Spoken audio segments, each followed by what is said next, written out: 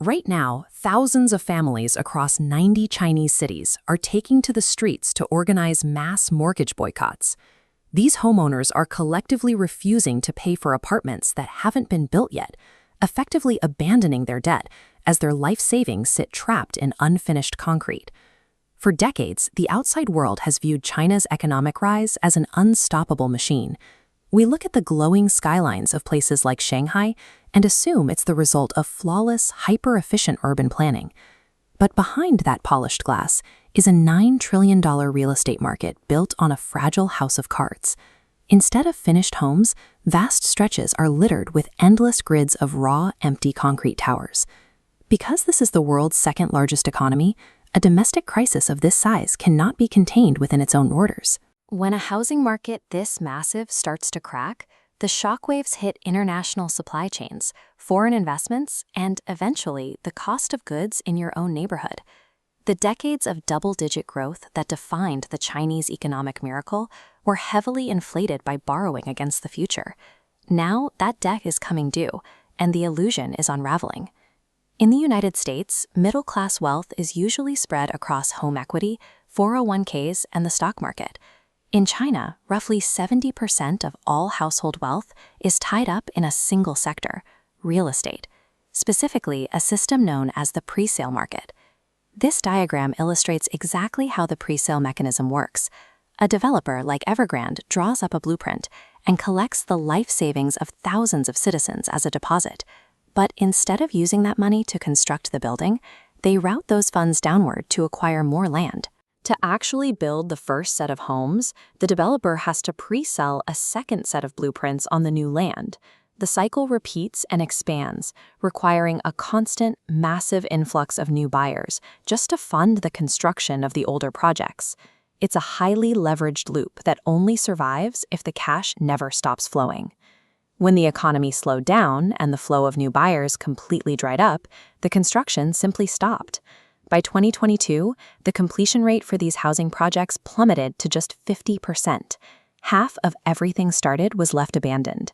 That leaves ordinary citizens paying off an estimated $1.6 trillion in mortgages for apartments that exist only on paper. Standard market corrections erase a few percentage points from stock portfolios. This collapse breaks the social contract entirely. Families followed the rules, invested their savings into the state-backed housing system, and were left with nothing but concrete shells. The rot in the property sector is also bleeding into a hidden corner of the financial system. Developers relied heavily on what economists call shadow banking, an unregulated, off-the-books lending industry estimated to be worth at least $3 trillion. Because these shadow banks operate outside normal regulatory oversight, they carry massive risk. When developers default on their bond payments, the shadow banks instantly freeze. They can't pay back the institutional investors or the private citizens who parked their money there, causing the panic to spread from construction sites directly to the financial sector. At the exact same time, a severe youth unemployment crisis is sweeping through the country. The lack of available jobs became so severe by the middle of 2023 that the government entirely halted the publication of youth unemployment data. Compounding this is a shrinking overall population and a deeply fearful consumer base. When people are worried about unfinished homes, about lost investments, and lack of job prospects, they stop spending money.